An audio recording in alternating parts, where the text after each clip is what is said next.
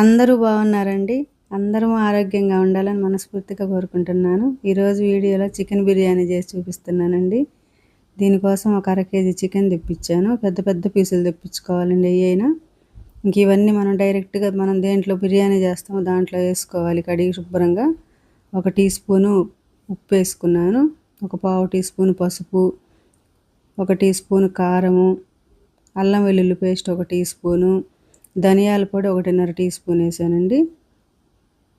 తర్వాత జీలకర్ర పొడి కూడా ఒక అర టీ స్పూన్ కానీ వేసుకోవాలి. గరం మసాలా అండి ఒక టీ స్పూన్ వేసాను. పచ్చిమిర్చి మన కారానికి తగ్గట్టు 2 కానీ 3 కానీ అట్లా చీల్చేసుకోవాలి. ఇంకా సన్నగా తరిగిన కొత్తిమీర, పుదీనా వేసి ఫ్రైడ్ ఆనియన్స్ అండి మనం ముందే వేపి పెట్టుకోవాలి ఆనియన్స్ ఎర్రగా. తర్వాత ఒక పెద్ద టేబుల్ స్పూన్ పెరుగు, బిర్యానీ మసాలా అండి ఒక పావు టీ స్పూన్ వేసా. నెయ్యి కానీ ఆయిల్ కానీ ఒక 2 టేబుల్ స్పూన్లు వేసుకోవాలండి. వీటన్నిటిని బాగా మిక్స్ చేసుకొని ఆ ముక్కలకు పట్టేటట్టు బాగా కలిపి ఇంక ఈ విధంగా మూత పెట్టి పక్కన పెట్టుకోవాలండి. 1 గంట సేపు నానబెట్టుకోవాలి దాన్ని. ఇంకా తర్వాత ఒక అర కేజీ తీసుకున్నానండి బిర్యానీ రైసు.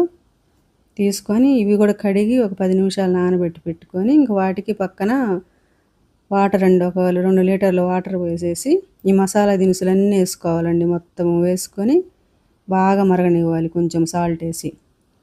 అల్లం వెల్లుల్లి పేస్ట్ కూడా వేయాలి. ఈలోపు మనం ఈ పక్కన కలిపి పెట్టుకుని చికెన్ కింద కూడా స్టవ్ మీద పెట్టి మీడియం మంటలో ఉడకనివ్వాలన్నమాట. దీన్ని కూడా మనం ఈ పక్కన ఈ ఎసురు కాగి మనం బియ్యం అన్నీ వేసి 70% దాకా ఉడికించుకోవాలి బియ్యాన్ని. ఈలోపు ఈ చికెన్ కూడా ఓ 50% దాకా ఉడుకుద్ది అనమాట.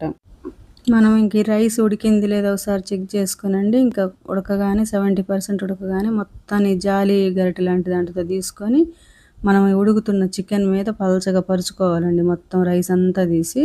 ఇంకా తర్వాత ఈ బిర్యానీ రైస్ ఉడికించుకున్న వాటర్ ఉంటుంది కదా, దాన్ని ఒక 2 గరిటెలు తీసుకొని చుట్టూ వేసుకోవాలన్నమాట ఈ రైస్లోనే. తర్వాత ఫ్రైడ్ ఆనియన్స్ కొంచెం పుదీనా సన్నగా కట్ చేసింది, కొత్తిమీర ఇవన్నీ పైన చల్లుకోవాలి. తర్వాత ఒక 2 టేబుల్ స్పూన్లు నెయ్యి వేసానండి పైన.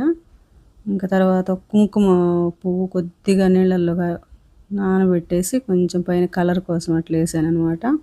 ఇంకా మూత పెట్టండి. మీడియం మంట మీద ఒక 2 నిమిషాలు ఉంచండి. తర్వాత ఇంకా సిమ్లో పెట్టేసేయాలి. పైన బరువు పెట్టాలండి ఏదన్నా. తర్వాత సిమ్లో పెట్టేసి 6 నిమిషాలు కానీ 8 నిమిషాలు కానీ వదిలేసేయండి పూర్తి సిమ్లో. అప్పుడు మొత్తం అసలు పొడి పొడిగా వచ్చిద్దండి రైస్. ఎంత బాగా వచ్చిందో అసలు, చాలా బాగా వస్తుంది. చికెన్ పీసెస్లు కూడా చాలా స్మూత్గా ఉడికాయండి, మెత్తగా ఫ్రై అయినట్టుగా కూడా ఉన్నాయి అన్నమాట. బాగా అడుగునున్నాయి కదా, కొంచెం బాగా ఫ్రై అయినట్టుగా కనపడింది. ముక్క కూడా మెత్తగా ఉడికింది. చాలా బాగుందండి టేస్ట్ కూడా. రైస్ కూడా బాగా పొడి పొడిలాడుతూ చాలా బాగా వచ్చిందండి. ఈ చికెన్ బిర్యానీ మీకు నచ్చినట్లయితే మీరు కూడా తప్పకుండా ట్రై చేయండి. థ్యాంక్ యూ ఫర్ వాచింగ్ అండి.